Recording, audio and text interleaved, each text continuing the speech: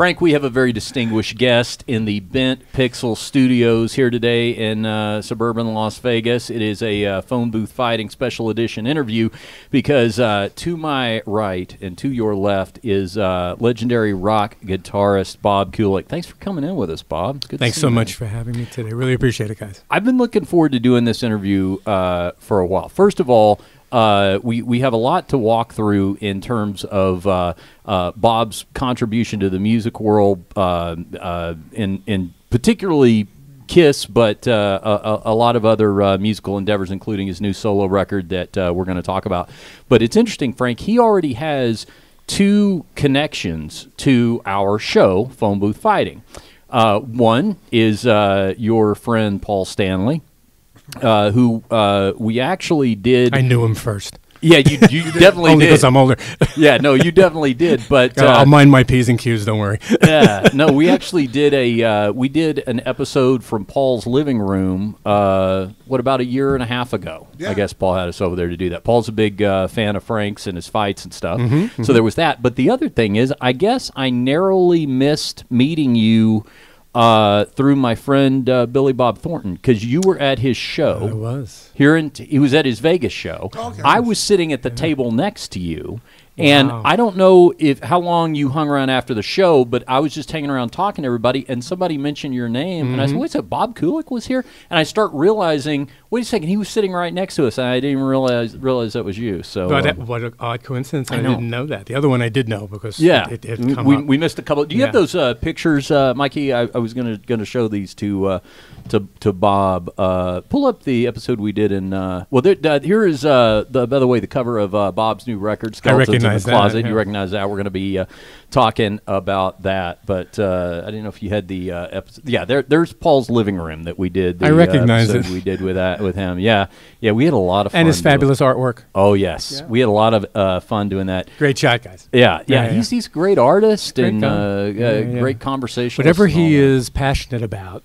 Yeah, I know we can all relate to this. Yeah, when he goes for something with the gusto, there is no denying him. I've seen all of the aspects of his determination to do this, that, and the other thing, the least of being a rock star and an amazing singer. Yeah. But as a person, as an artist, as the other things that he's tried in his life, he's been very successful at doing all of this different endeavors, Yeah, I actually found him extremely inspirational. I mean, obviously, I don't think there's anybody in America or around the world that doesn't know who the Kiss band is. But then the more I talked to Richard about him, and then my wife read the book, and she's like, "Did you know this? Did you know that? Did you know this?" I'm all, no, so many things I wasn't aware of. And then actually getting to meet him and talk to him, we walked out of there, I'm like, man, I wouldn't have thought that guy was a rock star. A whole other person. Yeah, I mean, that guy was like a walking sage, philosopher. He was so on a different level psychologically over most people that I meet. It's true.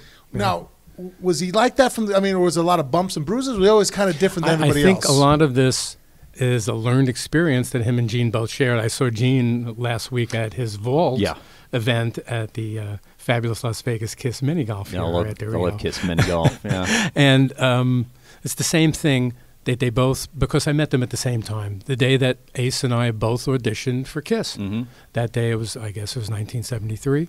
And we both auditioned that day, and I watched the progression as I knew them and grew rather to know Paul and Gene, how they grew up in the business and became wise, as you're saying, and being able to process things in a way that was different than most people because their view of things was different than most people.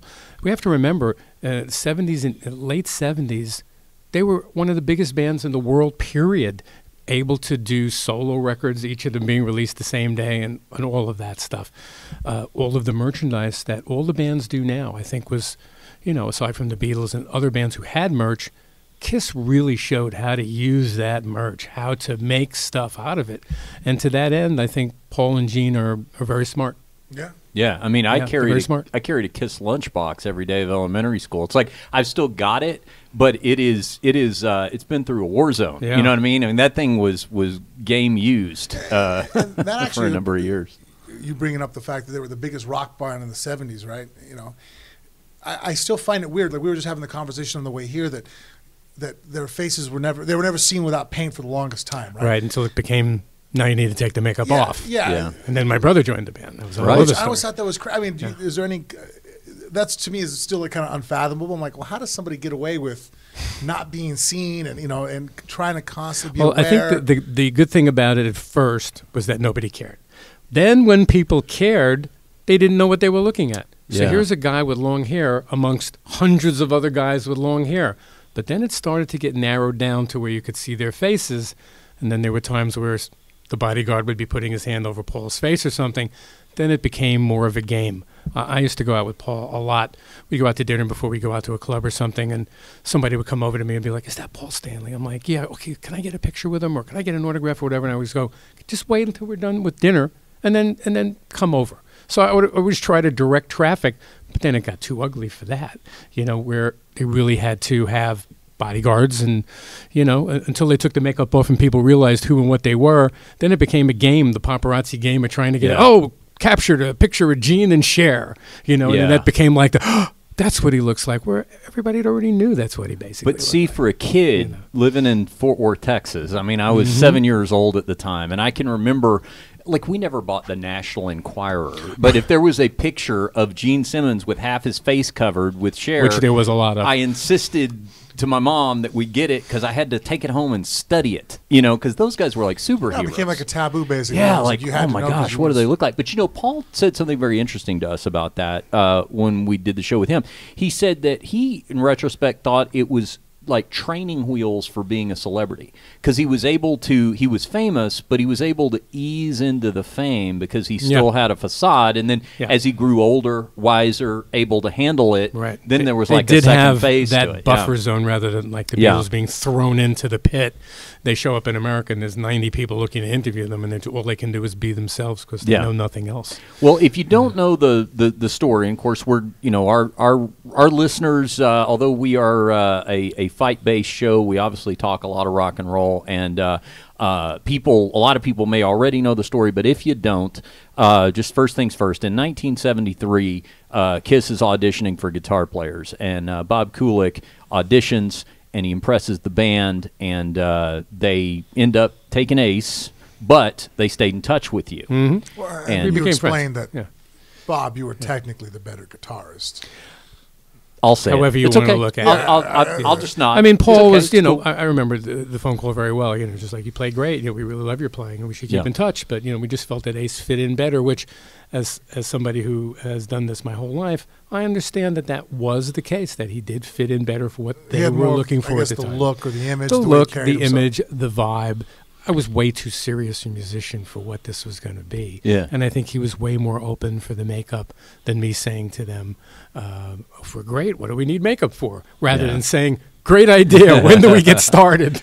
Well, and the thing is, though, is I look at that, I think about all the, I'm 47 years old, so all the musicians that, I was in the perfect wheelhouse for this. I mean, it's why I got a guitar. It's why I learned to play. It's why I got in a band. And people far more famous than me, obviously had the same reasoning. What I remember about Ace is that I could sing his solos. And that's important, I think, because that was my entree. And it's like, I've talked to Vinnie Paul about this, about the Kiss influence, because he has said to me, he said, he said, there are drummers who have technically influenced me more than Peter Criss, but without Peter Criss, I'm not here. So that, I mean, how do you say anything's more important than that? Because I think that's probably every musician or every fighter or every baseball player or somebody like that has that one person that they fixated on that was their idol. And everybody else may have influenced them. Yeah. But as you're saying, if that was to him the epitome of what he saw himself as, the meat and potatoes, whatever it was, that's the vibe I want. It's the same for me. Eric Clapton was somebody who I just kind of really fixated on his playing with Cream and, that stuff, which I thought was amazing. Yet I love Jimmy Page and Jimi Hendrix and Jeff Beck and all the rest. But, Eric Clapton was my God. Just like people said, he was like, somebody who a lot of people said that about because he was such an amazing player. But I think this is a valid point about, somebody like Vinnie Paul, who you wouldn't even say, oh, your biggest influence is Peter Criss. You wouldn't see it or feel it or know it unless he said it. Yeah. And it may just simply be that it gave him the inspiration to play by seeing him play. Like a lot of people, that's what gets them, is like, well, if that guy can do it, I want to be that guy, I can do it. Yeah, for sure. Now, where I became aware of who Bob Kulick was when the 4 solo albums were released. And I have now spent the better part of 40 years arguing that it is not even up for debate that Paul Stanley's solo record was the best of the 4. And you were the guitar player on that. And back when we had actual albums, I actually brought a couple that Bob's played on. Back when we had actual albums, we had liner notes, and I would sit and read the liner notes as I listened to the records in my room, and I would learn all the names. And Bob's name was one that I learned because you were part of Paul's solo band. Yeah. So what is that? I mean, I guess the better part of a decade later, you get a call that it's Paul saying, hey, we're going to each make solo records, and I want you to be my guitar player. How'd that go? Yeah, Paul called and just said, it looks like we're going to all do a solo record now, so it'd be great, for you to be in the band that I'm going to put together for us to record some of this stuff. So that was to me, it was great to hear what I sounded like on Kiss Alive 2, so I knew they knew what I sounded like with Kiss, and that's what Kiss sounded like with me.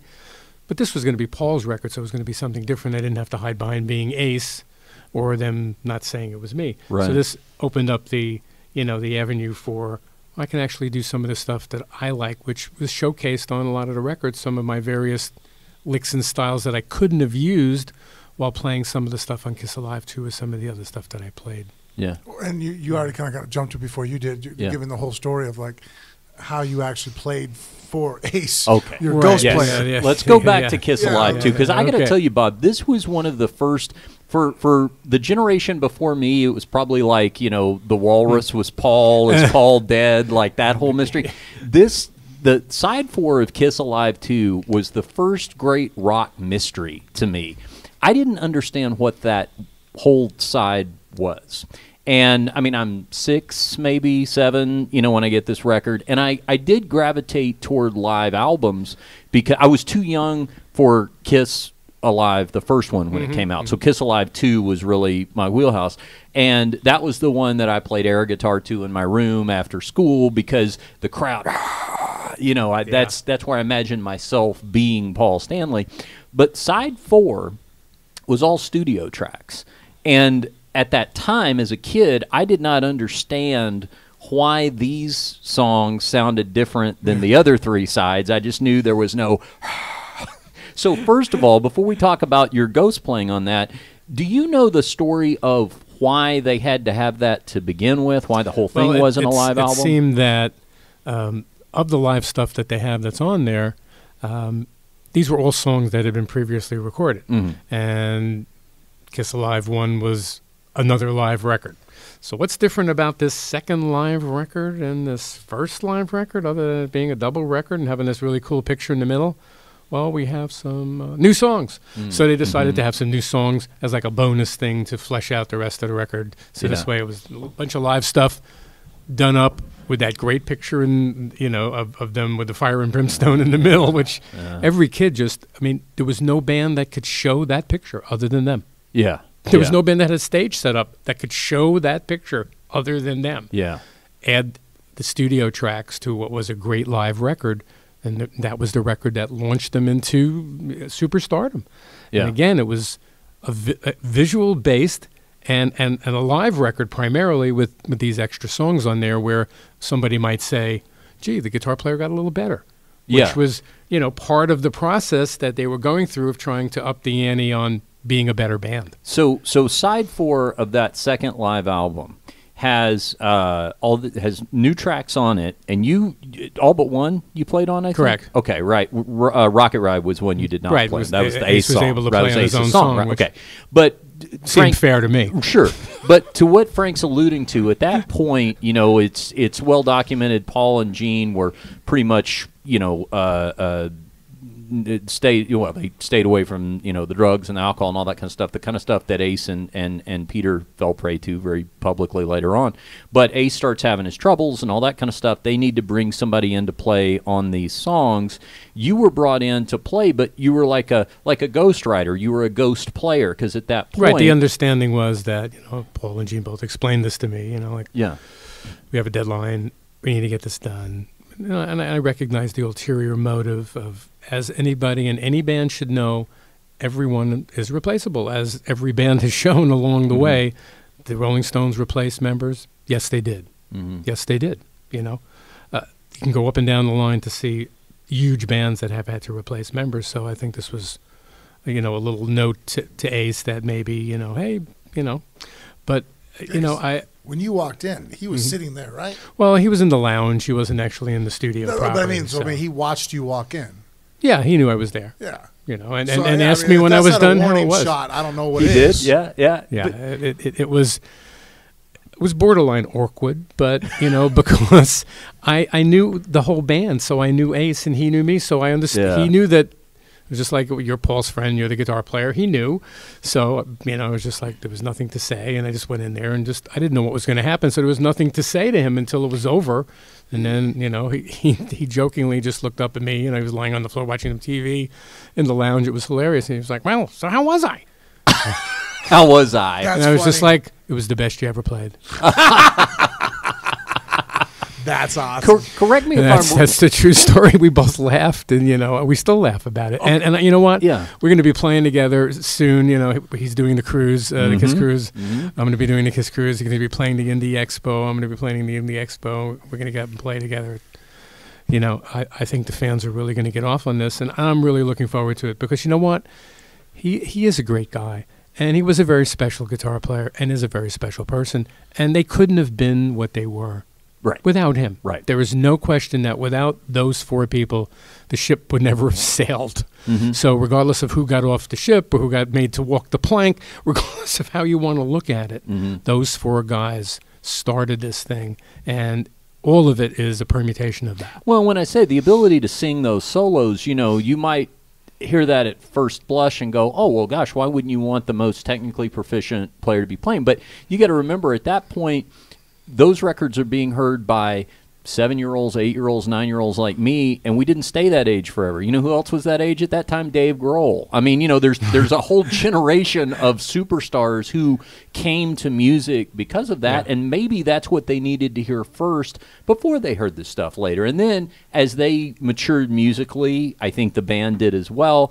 Other players came in, your brother Bruce, who's, you know, an incredible player in his own right, and we got exposed to those guys. Right, But as the audience grew up, yes. the level of virtuosity was allowed to grow as people were able to accept Randy Rhoads and Eddie Van Halen, which was where Kiss kind of changed roads a little bit as far as, no pun intended, just as upping the ante as for the lead solos and stuff like that, which is where I came in on the Kiss Killer stuff.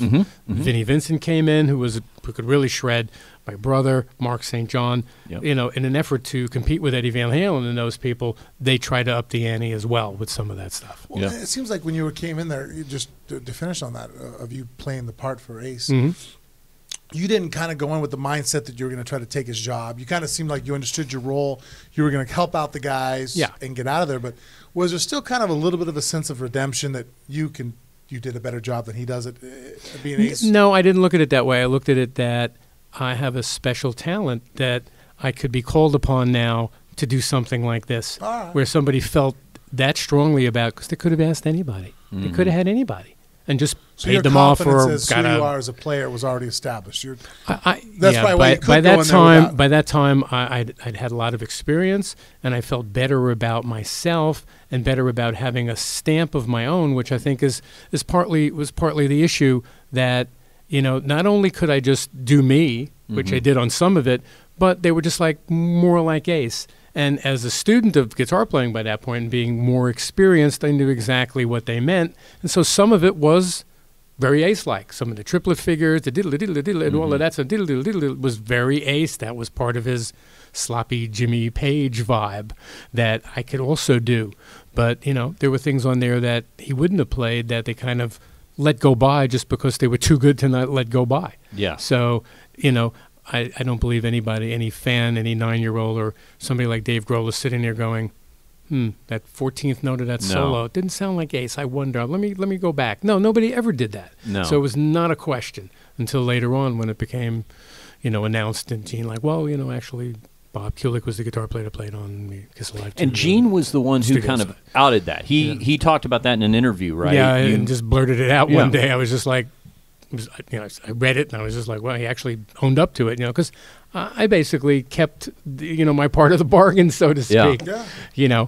I agreed that this would be between us, other than, I could tell my mom. Yeah, yeah. I sure. told Bruce, Yeah. they didn't care about that. They just didn't want somebody That running speaks to more Rolling about Stone you. saying, Yeah. I played guitar with Kiss, news at 10, Now hang on, So, wait. I mean, You told your mom, Bruce, and one or two girls, And some girl I was One- trying to impress, I guess. I'm not exactly sure. Although some of those girls, I'm not sure they would have been impressed. I don't know. No, I'm just saying that's impressive. That in nowadays time, I mean, you got to sign a packet about this thick with Yeah. non-disclosure clauses before anybody keeps a secret. Right. And I know somebody had mentioned that to me at the time. Gee, I'm surprised they didn't get you to do a non-disclosure thing. And I was just like, it was before anybody thought of anything Yeah, like that. yeah. But the When people truth actually is, still kept their word off a handshake. but that's the truth, that we were friends. And they knew that's like, this guy is a musician. They supported me and returned the favor. So when Gene Simmons was dating Diana Ross, and Diana Ross recorded Why Do Fools Fall in Love and needed a guitar solo, who did Gene call? Yeah. Me. Yeah. Me, Bob, come to the studio and So play with that's how that Diana connection Ross. started. So that's how I wound up, Paul did the same thing for me. I wound up working with, of all people, Raquel Welch. Paul's like, she's doing like a Broadway show thing with music, and it's like a Tina Turner review. I'm just like, Raquel Welch is like a Tina Turner review. She can barely sing. I didn't know she could sing at all, but She, she's great she to could look sing, at. and so he waltzed me into that gig, and, Yeah. and there were tons of other sessions and introductions that they made because I was their friend. They could have introduced anybody. Gene could have had anybody play on that Diana Ross thing. Could have called Brian May. Could have called anybody who wouldn't want to play with Diana Ross, but he called me. So that this was the return favor for my loyalty and friendship, and to this day, like when I saw Gene last week, it was just like old friends. There's no disguising that we look at each other and we see all of that time that's gone by, that we know each other, and especially in the circumstance of the vault with the songs that we wrote back in the day being Are on you there. on that, by the way? Are you Yeah, on I any have of those four tracks? songs. Okay. 4 songs that Cool. I co-wrote with him back then that Yeah. I'm playing and that I co-wrote with him, Mhm. and I'm really proud of it because here it is, his legacy Yeah. of all the material that he's written over the years, and this was part of the payback as well for playing. Was that come, we'll write something because Yeah. they liked me. I helped them. I was somebody who was. I treated them like a peer. I didn't treat them like in a patronizing way, like, you're rock stars, I love you, can I hang out with you? Yeah. No, in fact, there were times where I argued with them, and we would laugh about it, like, you have some nerve, you always stand up to us. And I'm just like, why? You're my friends, we can have a different point of view, right? Yeah. Right? Yeah, You and know? especially when you're not used to being around that, because Yeah. it's yes men on top of yes men, the more successful you get. Yeah. That's kind of how we interview producers. It's Mm-hmm. like, can you keep a secret? Can we trust you in the inner circle? I was thinking, I told Frank on the way over here, I was like, man, Bob was like Bob Woodward with Deep Throat. Like, he was keeping that secret until Deep Throat outed himself. Yeah, I never fixated on it.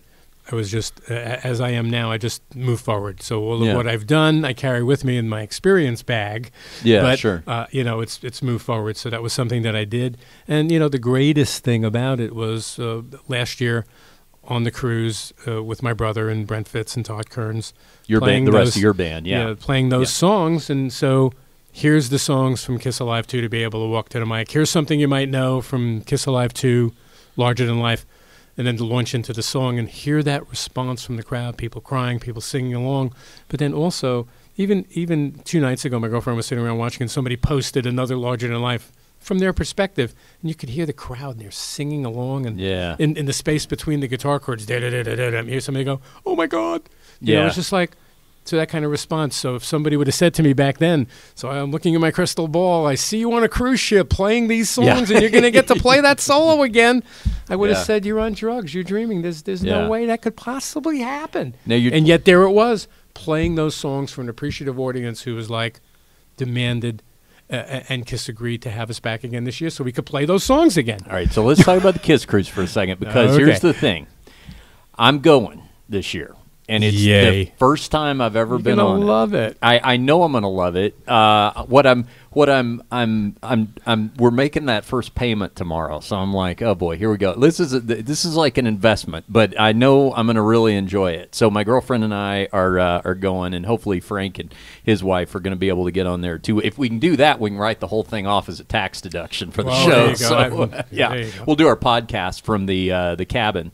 But for those who don't know, this is going to be the 8th year of the Kiss Cruise. Now, the focal point, obviously, is the band Kiss, and they perform shows in and out of makeup. But around that headlining spot, they have affiliated acts. You guys, you and your brother Bruce, who of course was a guitar player in Kiss throughout much of the 80s, you guys play together as the Kulick brothers. And as you just alluded to, if you can see these clips on YouTube, the cool thing about you guys playing is that you're playing the material that one or both of you were affiliated with, those songs, and those songs, Larger Than Life, off of side 4 of Kiss Alive 2, is not making it in the Kiss set. It's just one of the more obscure songs, I mean, for the most part. It's a deep cut. Yeah, it's a deep cut, which is cool because you guys are filling that role. So for the Kiss fan, and this thing is like I mean, if you haven't seen the fanaticism of Kiss fans, it's like being at a Star Trek convention with people wearing, makeup. It's that kind of deep loyalty, and especially people who are going to the investment of doing the cruise. You really help, to me, fill out that experience, because while they're getting the makeup show, they're also getting an Ace and his solo band are on the cruise this year. Time, yeah. Yeah, I mean, it's, I was thinking about this. I mean, the only people that have ever been affiliated with Kiss that you could even possibly have that are still living are Peter, Chris, and Vinnie Vincent. I mean, right now, those are the only 2 people that are not scheduled to be a part of this right now that aren't going to be on the ship. So I was just thinking about that between the 2. Sure. You guys are going to get to be able to fill, and you're also playing twice this year. Yeah, we're going to play right? 2 shows. 2 shows. Yeah. And are they going to be played 1? Are they going to be a little different? I mean, I think so. Should I see both? I think so. I would see both. Okay, all right. Let's see both. I have to see both, but yeah. But we talked to Paul when we did the show with him about the Kiss Cruise, and he was saying how when he first was pitched the idea, he was scared to death of it, and he just wasn't sure about being trapped on the boat. Now he loves it. In fact, remember his little daughter was telling us how much fun it is for Emily, how fun it is for kids, and all that kind of stuff. So because it's a real cruise without all of the trappings of the Kiss part of the program. So if somebody wanted to minimize that, they would still have an amazing cruise to be on. That if you're the long-suffering partner of a fanatic Kiss fan, right, you could get off the boat and go to wherever they're going and do whatever the activities are. And, fortunately, my girlfriend is into this, and she's a lot younger than I am, so she didn't experience all this. So she's getting to experience it all for the first time, and which is fun for me because I'm like, oh yeah. So this is the story about this, and here's what happened with that, and all that kind of stuff. So that's like anyway. This one's going to be pretty special. So so you're going to play on the cruise. Just for those who have not experienced it or seen anything online, I mean, I guess I was very descriptive there in my setup, but from your perspective, give everybody an idea of what that experience is like for 5 nights. Yeah, it's overwhelmingly positive experience with people who are totally into Kiss. Yeah. So you have all of that, and to me, one of the most special things about it is, and it's part of the little pamphlet that they give you when you get on the boat, that they have the breakdown of where everybody's from. So there's 50 people from Australia, and 30 people from Venezuela, and 20 people from Argentina, and 18 people from Ireland. And so they show you where all the people are from. So in its own way, it's its own little United Nations of people who are drawn together and brought together by their infatuation with this band and the idea of being on a cruise boat under these circumstances where you're going to, locations where it's like summer and like I said, then it's just a cruise. Got off the boat and went to Mexico. Got off the boat and went to the Bahamas. Got off the boat and, so there is that part of it. But to be that close to the band and have all those opportunities to see everybody around and run into people, the staff on the ship, 6-man, the people that run the event, they're amazing. It's just like, so, Bob, you're going to be going to your meet and greet in about 20 minutes, and we're going to send, someone to escort you there and all of this stuff. And they would send somebody as an escort. This way you could get there without, people bothering you and all that. But it was never a bother. People would stop you and sign an autograph or chat or whatever. And it was just an amazing experience, as you'll both find out, hopefully, that, the vibe is so great. The food, everything is free, so you could just do whatever you want when you want to do it, and it's just such a great boat, modern, and the whole thing. Frank's been on a number of cruises. I've never been on a cruise before, so I'm kind of looking forward to this experience. But yeah, you gave me a great idea, that whole United Nations thing with the brochure. That's what we should aspire to do, because on a much smaller scale, I think about that when I look at our podcast numbers, because you can tell where your biggest markets are. Like the U.S. is number 1, England for us is number 2. We're big, a lot of listeners on Australia, but there'll always be like 2 listeners in Zimbabwe, and I'm always like, I want those 2 people to meet. If we could get them on a cruise together, that would be a good way. Well, here's to, the excuse, do it. And online you can see these people, like on Facebook, there's the Kiss Cruisers, and so these people who are communicating. You're gonna go? I need somebody else for my cabin, so the people are hooking up via this. Yeah, it's pretty crazy. Yeah, yeah.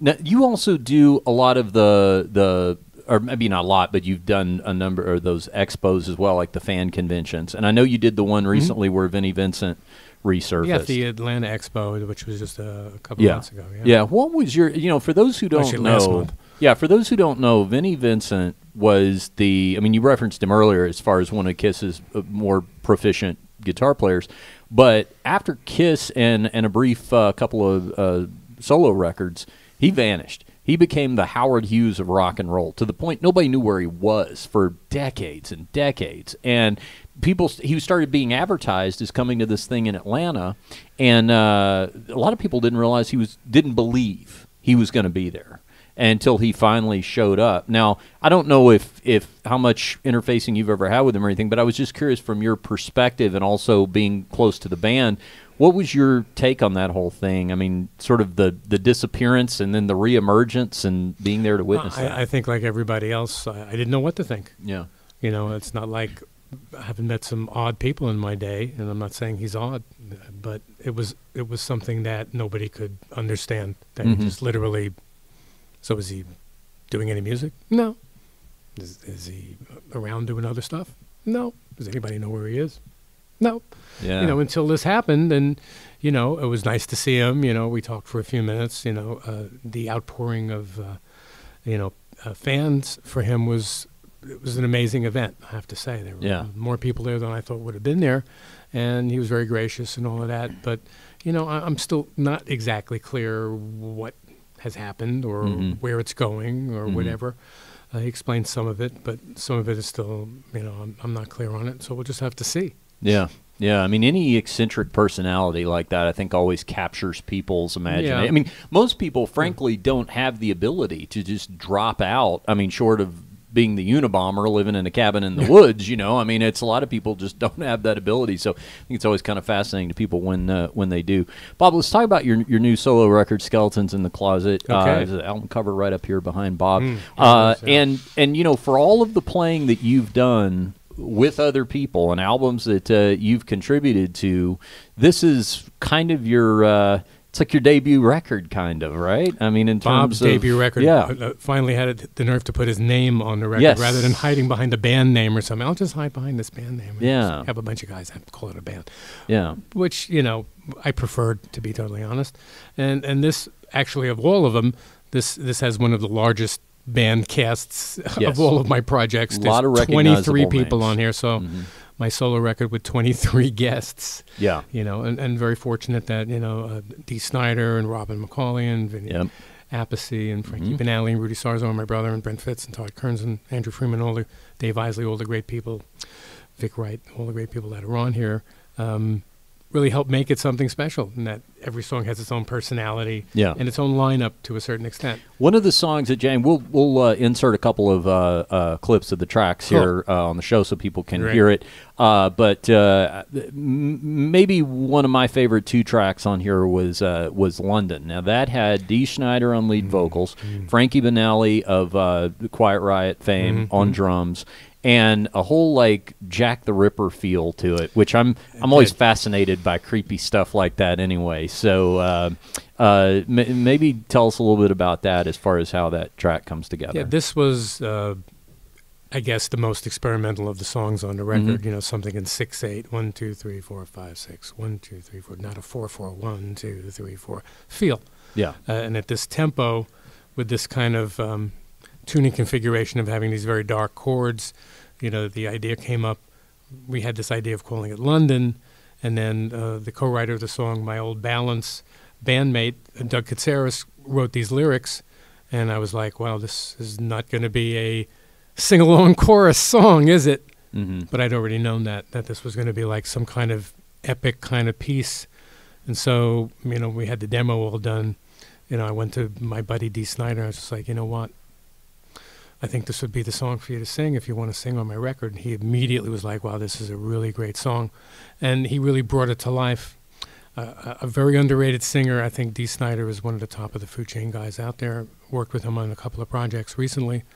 And the guy's really great. But, this song to me has, and people have said it, it's like it has a Beatles and Zeppelin influence to it. Frankie's playing on this is extremely unique. And just the whole feel and the subtle orchestration and all of that with the idea of that feel of that Jack the Ripper thing and being an omnipresent kind of the danger aspect of this music and the way it kind of shifts gears. It's something I'm really proud of. You mentioned Vinny Appice plays on this record, Robin McCauley, who, of course, actually you can see locally here in Las Vegas in a great show called Raiding the Rock Vault. If you're ever in Las Vegas, you should check that out.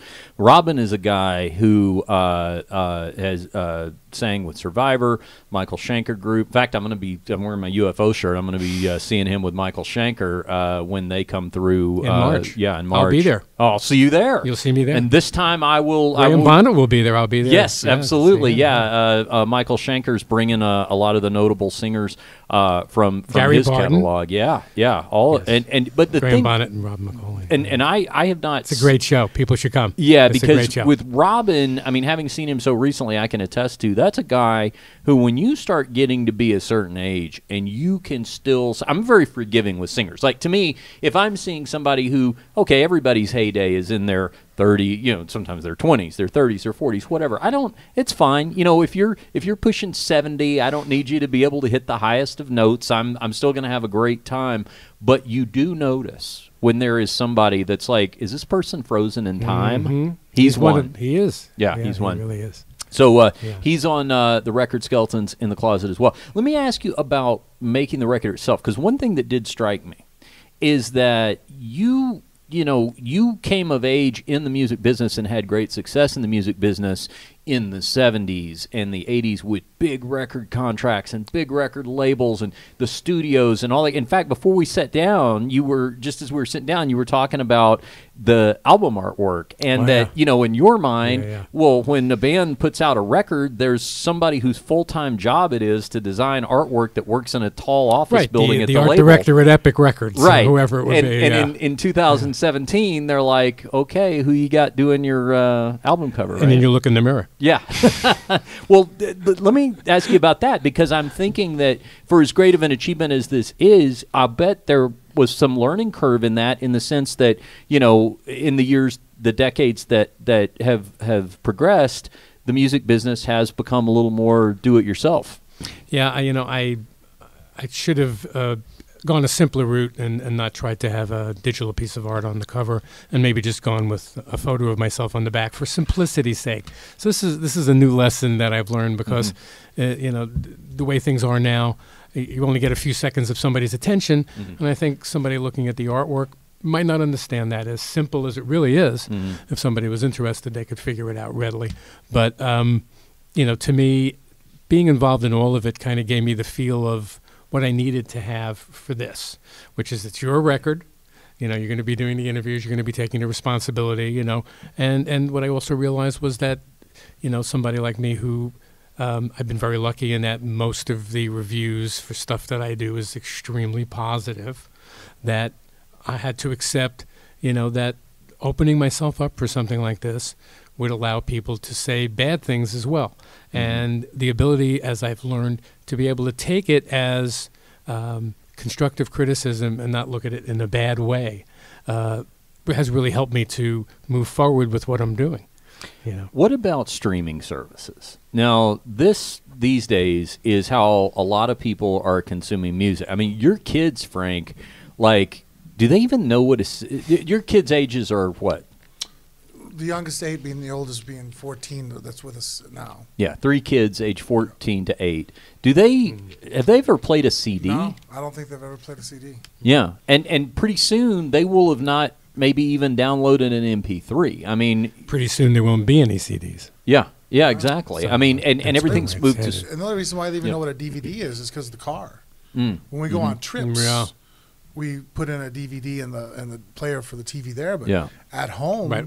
we don't watch DVDs. I mean, so even to that point, they're like pretty much all forms It's of Netflix or on demand, Netflix, whatever it is. Cox, Yeah. or exactly. the Apple TV, on demand, whatever. Well, it is. rest assured, Bob, Uncle Richard's going to do the best he can and take him to Record Store Day every April, and we'll Well, buy again, some I- old I- vinyl. I don't even know, as- they definitely would not know what that is. We They're should- 100%. No, if they couldn't eyeball this, they certainly that would be. They like, might look at this and go, it's- okay, it's going to play a movie. Yeah. You know what I mean? Right, Yeah. exactly. Oh, Got it's a some old disc. vinyl here, Do yeah. you put that in a computer or something? Yeah, You know, PlayStation, you know? Right, whereas that, you take that out of there, they'd be running for No the clue. It's a UFO. Yeah, exactly. Well, no, it's funny. We were just having a conversation with VHS. Yeah. They saw it in an old movie that my daughter was like, "What is that?" I'm like, "Oh, it's a VHS."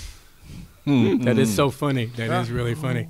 Well, but I wanted to ask you about the streaming though, because now you put out a record, and that's something you have to consider. So, I mean, I streamed your record. That's how I prepared for the interview. I listened to it on Apple Sure. Music, And nobody can fault anybody for doing that. Yeah. This is the way things are done now. and there's some type of structure involved in that. But I was gonna, how much did you already know a lot about that? Did you have to educate yourself to it in terms of like, okay, I'm going to have a record that's going to be out streaming, and there's revenue. The only way I looked at it was that I would be happy if anybody liked it enough to stream it or play it or buy it or rent it or check it out or whatever. This was not an effort to like, I'm going to be a big star and sell me 1 million records. No, I'm realistic. My feet are on the ground. I have lots of other things that I'm doing. I'm a record producer. Yeah. Doing live performances with my brother. There are other things that I'm doing. This was a way for me to get this out of my system and to be able to have a piece of product that I'm proud of, that if somebody asked me to sign it and they bought it, I could feel good about it. You know what? This isn't a record from 20 years ago. This isn't a Kiss record or a Lou Reed record or any of the other stuff I may have played on along the way. God, you worked This with is Lou my Reed. record. Sorry. I only mentioned him because my girlfriend and I watched No. a movie the other night, and there he was, and it was just like, oh, Lou Reed, that memory. It blows my mind. It was a documentary. but- It blows my mind that we're going to do this whole interview. We're not going to mention Lou Reed. and you'll have to have me back. Exactly. We will definitely do that. I won't take up too much. We've already gone longer than I promised you we would. Getting past my bedtime. But yes, we'll just give you a few more questions here. But obviously, there's a lot to cover. And then on the way home, I got to explain to Frank who Lou Reed is. That's it's a little before his time. Frank's 10 years younger than me, so this has been a real learning experience for him. A lot of times he learns stuff on the show, just like I learn martial arts stuff from him. All right, well, a couple more things then for you, Bob, if you don't mind. I don't know if you saw this. I just saw this note today, but apparently Kiss has filed a trademark for the phrase "the end of the road." Have you heard this yet? Yes. Okay.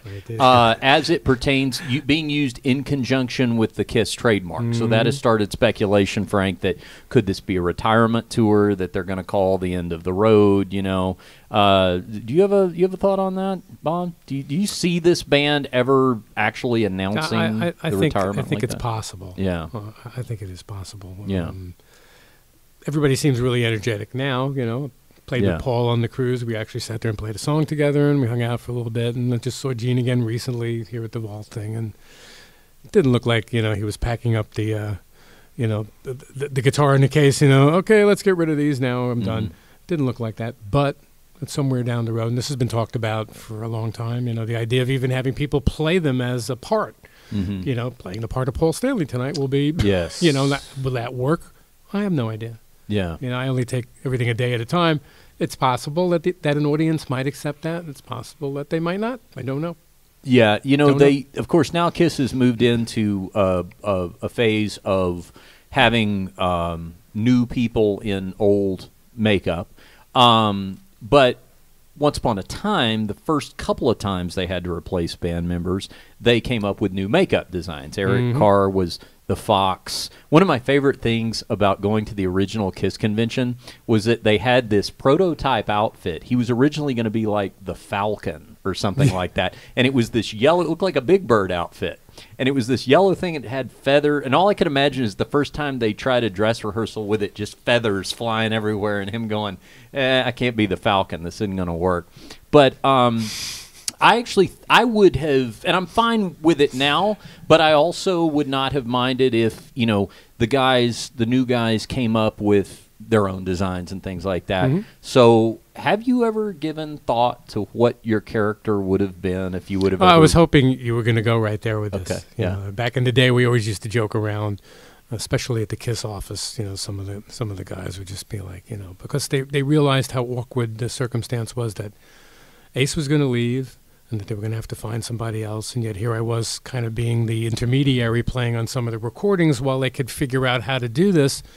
So the joke was, we'll get you a wig and we'll send you out there with a different name. And I'm just like, no, I have a better idea. Why don't we get like a Ming the Merciless outfit together? From Flash Gordon. From Flash Gordon, the guy with his shaved head and exaggerated eyebrows and a big collar in the back. And I can do the big hand thing that he used to do. And I could be Ming the Merciless. Yeah. And they chuckled and laughed. And I was only partially serious. It was just like my way of like, get out of here, you mooks, without getting into like a whole serious thing about it. But when I did think about it, I thought that would have worked probably. It would have worked, especially had people come out and look like this at the time. Yeah. The problem was that the shaved head look hadn't arrived yet. Yeah, you committed to it early. Yeah, I was the alien that people looked at. Look, it's an alien. No, it's a bald guy. I remember thinking that when you turned up in Meatloaf's band because I was the band marker. Yeah, you look for a fat guy and a bald guy. That's how they found us. Because my whole lineage of that was I remember reading your name on the old the Paul Solo record, right? And then of course I learned. I knew Bruce first because he joined Kiss, but then as I got older and I saw Meatloaf and I saw Bob Kulick, I remember thinking, could he be related to Bruce Kulick? How many Kulicks could there be? Right. And then I had to do the research. There we were. Found out that we were both hamburger helpers first. Yeah, you guys were connected. And, that takes me back to my thought about, because, Bruce had his own, very successful tenure in Kiss. Lots of hits turned out during the 80s for Kiss. And I was thinking like... And a lot of videos. Yeah, a lot of videos. He was in the most videos. Yeah. I was also thinking, too, though, that, one thing that I think has been very cool about Kiss, and even, Frank, you and I talked to Paul about this when he guested on Ace's solo record. We actually made we made a little news about that because we talked to Paul about it, and it ended up getting picked up by these rock sites. And it must have looked so confusing because it was like UFC fighter Frank Mir asked on his podcast, and people must have been going, how did this connection happen? Why are they breaking this news? But, that there is always kind of, you can go home again and Kiss kind of thing. Like, you may not return as a full-fledged member of the band or something, but whether it's guesting on records or the Kiss Cruise, which is this reunion of sorts, that there's a spot. And I'm wondering if you kind of setting the precedent for that as we began the interview with it. It's a good way to wrap it up. That, you saw in the beginning your role as being this sort of confidant, friend, associate, sometimes collaborator. Did that possibly help Bruce in his adjustment when he was leaving the band? Maybe kind of seeing you and realizing, you know what, I can always have an association with these guys.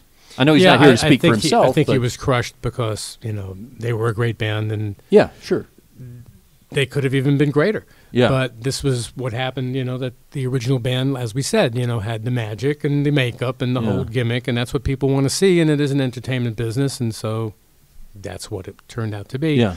But I think ultimately he realized that, as I had said to him at the time, you know what, I understand I would feel the same way you do. However, your talent is greater than what this has pigeonholed you into, and you're going to go on and show that you have other talents aside from just being in Kiss, which he has done. Yeah. And being in Grand Funk all these years and being able to do solo records and all the other stuff, Funk.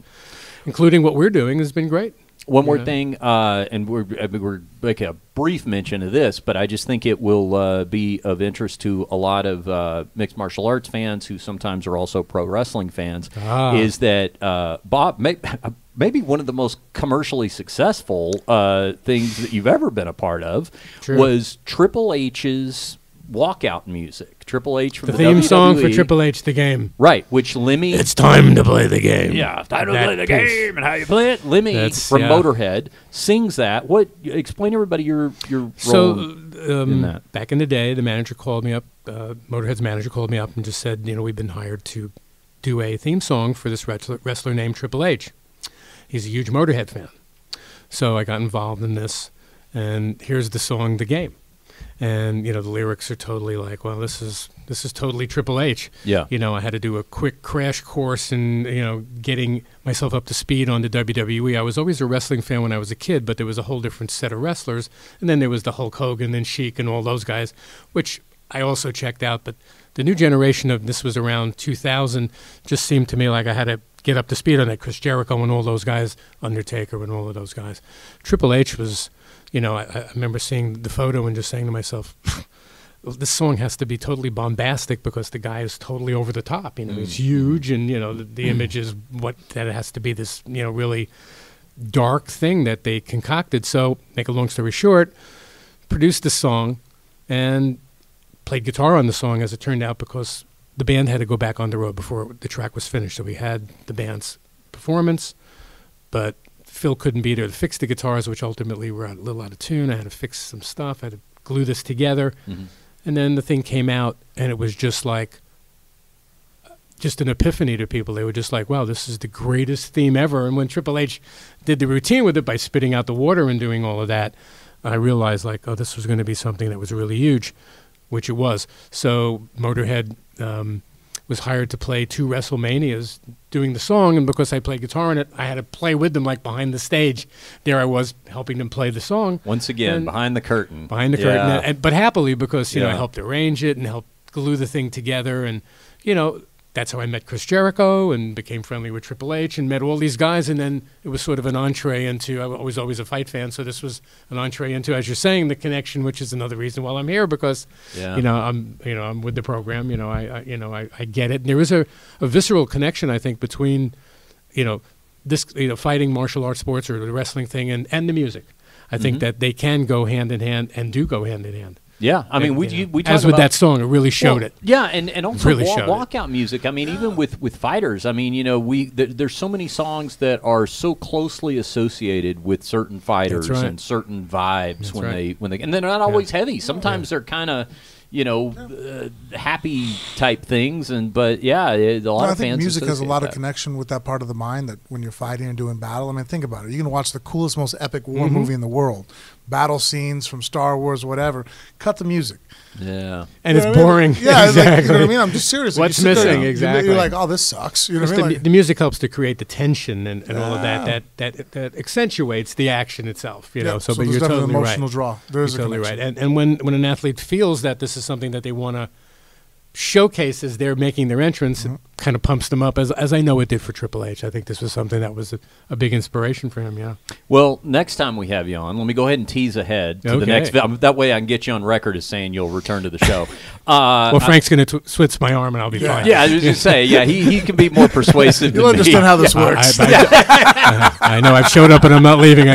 We got your license plate now. But I tried parking down the street, but it didn't work.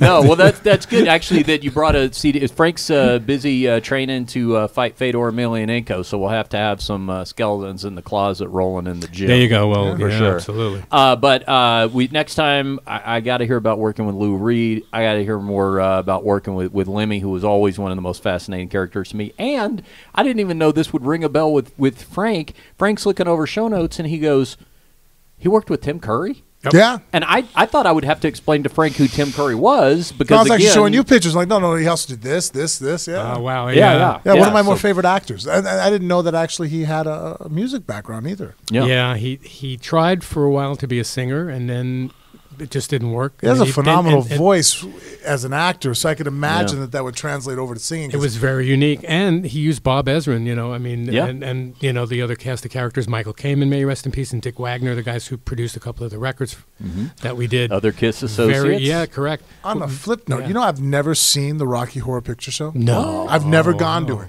So that's something. I mean, I didn't mean to interrupt, but Oh, wow. because of Tim Curry's, Yeah. I've never watched it because I've always told myself I want to see it at the theater.